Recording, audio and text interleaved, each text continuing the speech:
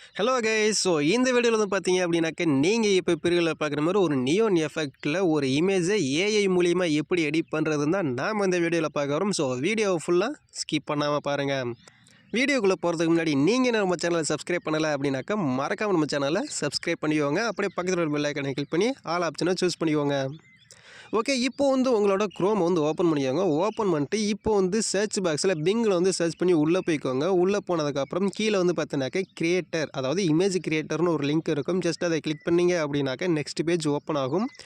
இந்த page open ஆகிறதுக்கு முன்னாடி நீங்கள் லாகின் பண்ணலை அப்படின்னாக்கா லாகின் கேட்கும். லாகின் பண்ணி உள்ளே போய்க்கோங்க. உள்ளே போனதுக்கப்புறம் நான் டிஸ்கிரிப்ஷனில் கொடுத்துருக்க இந்த ப்ராப்பர்ட்டை வந்து காப்பி பண்ணி இங்கே வந்து பேஸ்ட் பண்ணிக்கோங்க. பேஸ்ட் பண்ணதுக்கப்புறம் இங்கே நேம்னு இருக்க இடத்துல வந்து உங்களோட நேமை வந்து டெக்ஸ்ட் பண்ணிக்கோங்க.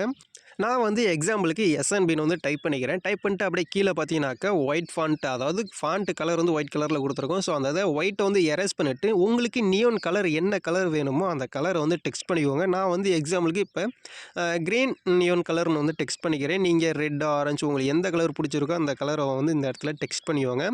டெக்ஸ்ட் பண்ணிட்டு அப்படியே மேலே அப்படியே ஸ்க்ரால் பண்ணீங்க அப்படின்னாக்கா பாய்னு இருக்கும். ஸோ நீங்கள் பாயாக இருந்தீங்க அப்படின்னாக்கா அப்படியே வச்சுக்கோங்க. இல்லை கேலாக இருந்தீங்க அப்படின்னாக்கா அந்த பாயை வந்து என்ன பண்ணுறீங்க அப்படின்னாக்கா எரேஸ் பண்ணிவிட்டு கேல்னு வந்து கொடுத்துக்கோங்க. அவ்வளோதான், ரொம்பவே சிம்பிள்.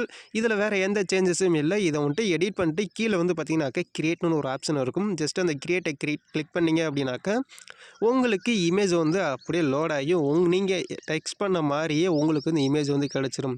ஸோ இப்போ வந்து பார்த்தீங்கன்னாக்கா ஒரு 4 இமேஜ் வந்து ஷோ ஆகுது. இதில் உங்களுக்கு எந்த இமேஜ் பிடிச்சிருக்கோ அந்த இமேஜை ஜஸ்ட்டு வியூ பண்ணி லாங் ப்ரெஸ் பண்ணி டெவலப் பண்ணிக்கோங்க. அவ்வளோதான், ரொம்பவே சிம்பிள். ஸோ இந்த வீடியோ வந்து பார்த்தீங்க அப்படின்னாக்கா அவ்வளோதான். இந்த வீடியோ உங்களுக்கு பிடிச்சிருந்துச்சி அப்படின்னாக்கா ஒரு லைக் மட்டும் பண்ணிக்கோங்க. அப்படியே உங்கள் ஃப்ரெண்ட்ஸுக்கும் ஷேர் பண்ணி